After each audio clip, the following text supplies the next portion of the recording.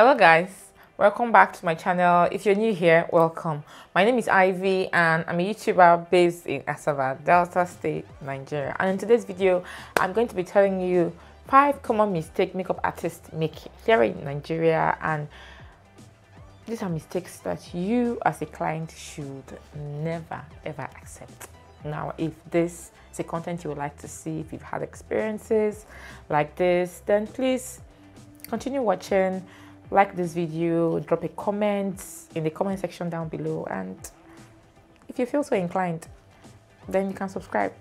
Please don't feel so inclined, please subscribe to my channel, okay? All right, let's get over into the video.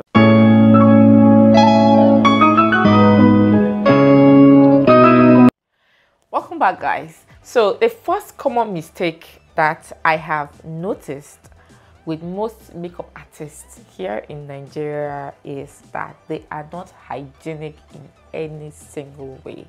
I mean, I have visited like 1 or 2 makeup artists, and I have seen where they are doing their duty, carrying out their MUA jobs, and what I often notice is that they use dirty brushes. I mean, you finish using a brush and you just pack it up and throw it into your kit, move your kit to the side, and the next client comes and you want to use that same brush on the client, and you see clients sitting down like not caring whatsoever about the brushes, about the hygiene. And when you see clients complain, you hear the makeup artists go like, okay, let me look for a clean brush. Like, no, you shouldn't be using a dirty brush to begin with. And I know this is going to buy a lot of feathers, but I mean, the truth has to be said, because you live there as a client and then you go complaining to people that, oh, this person used a dirty brush on me and this and that and that. But right there is when you should complain to the makeup artist, I don't want you using dirty brushes on me, okay? Now, this applies to sponges as well. This applies to mascaras. I mean, as a makeup artist, you should have, sorry, this is not directed to makeup artists, it's directed to you, the client. The makeup artist should have separate wands for mascaras at the least. There are disposable ones sold everywhere. You can go through a mascara and wash the wand and keep for use on other clients. Like, you can have like 6, 7 or 8 of those. You cannot double dip into your mascara and use on several people at the same time, unless you are dashing the clients or they're dashing you that mascara. Please don't accept that double dipping, okay? Now, lipsticks, I have seen being used directly on the lip. I mean, I have done that myself. For those of you who do not know, I'm a working makeup artist. But it's always easier to sanitize, okay, with isopropyl alcohol and then a baby wipe, like just wipe it up, sanitize, and at least the product is okay. But in this current climate, the makeup artist should invest in a spatula and a, what is it called? A mixing tray or a mixing pan. So you can scoop the lipstick onto the pan, squirt your foundation, your concealers, everything onto the pan, and work from there, or the back of the hand after properly sanitizing. Please, guys, a lot of people have gone home with ailments that could have been prevented just by insisting that their makeup artists do the right thing, okay? So that is the first mistake I have seen most Nigerian makeup artists do. And I'm just going to give you a tip right now. The first way you're going to know a dirty makeup artist or one who is unhygienic, once they open their makeup kit, as soon as they get to the venue for the booking, once they open their makeup kit and you look at it, you will have an idea of whether the artist is a clean or dirty artist, and then you can just, you know, like from the get-go, just start going in at them like, no, I don't want this, I want this clean, I want this clean. For your own health, please guys, be very careful. There are a lot of diseases out there that are preventable if you insist on your makeup artist doing the right thing. Okay, over to number 2. The second mistake I have seen most makeup artists here in Nigeria do is mismatching their clients with foundation shades that are too light and concealers that are too light.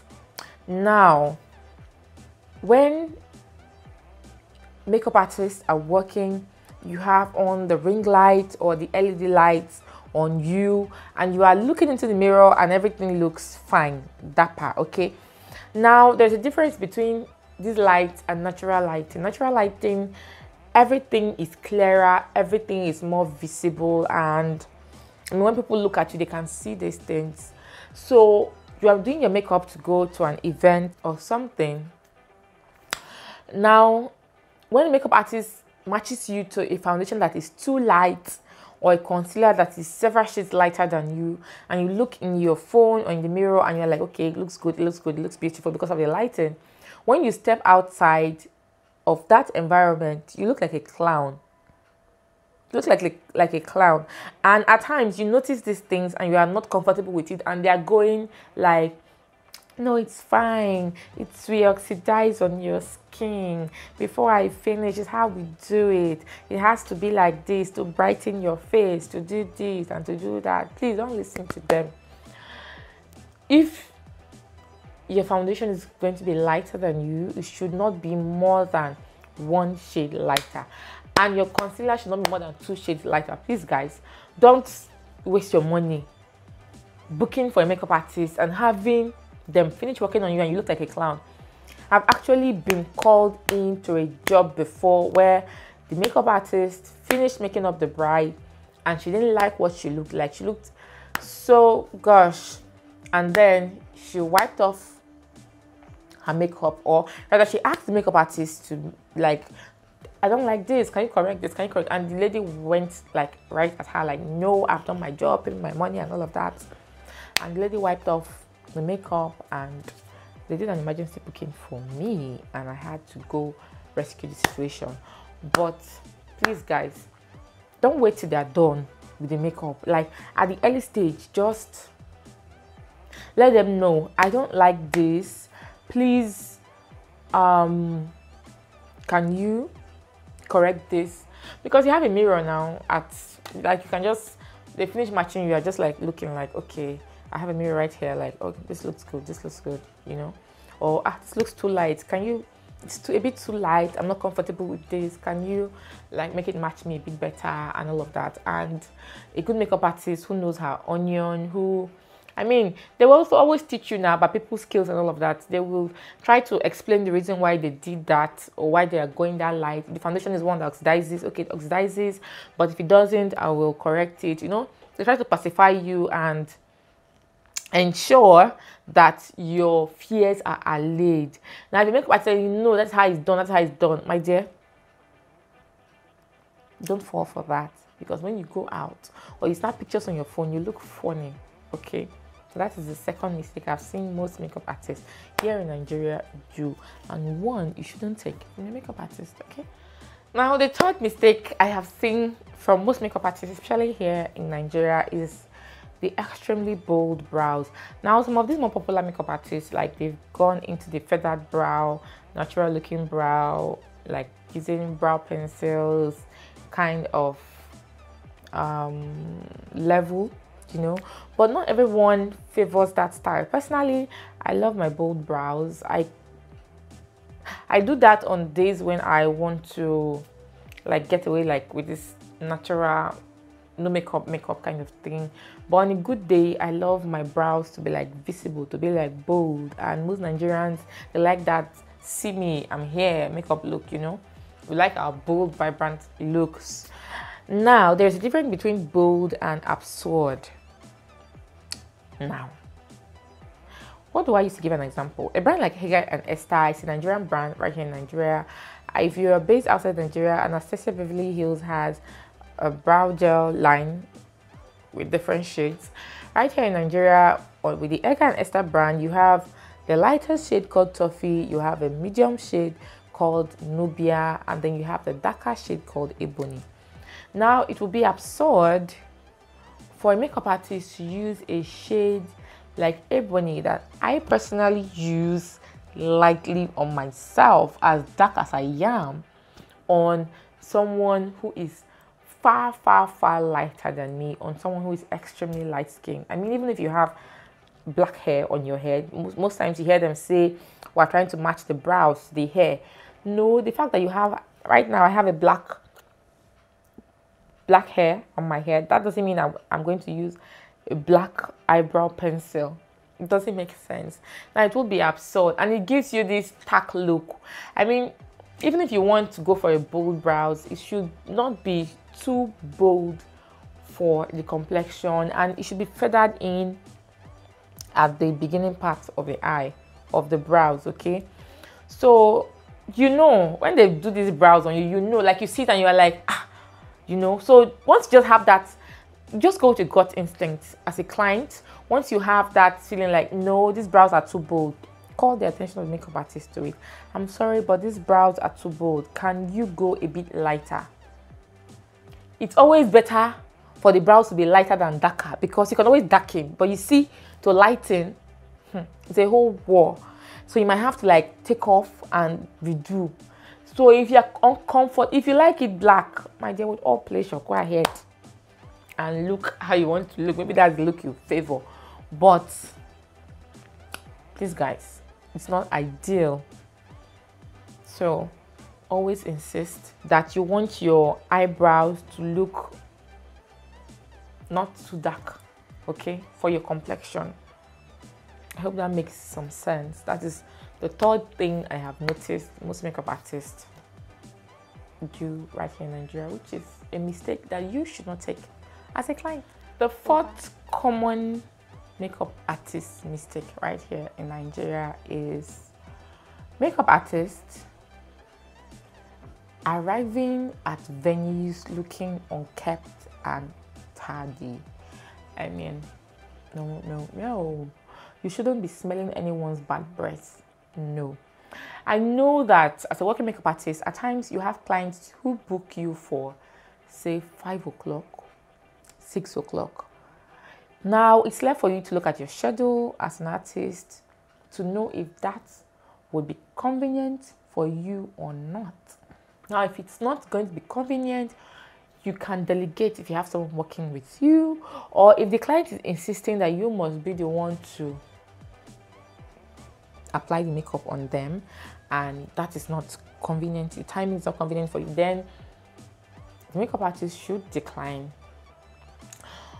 But if that makeup artist agrees to that time, that puts extra work on the plate of makeup artist to wake up on time and prepare.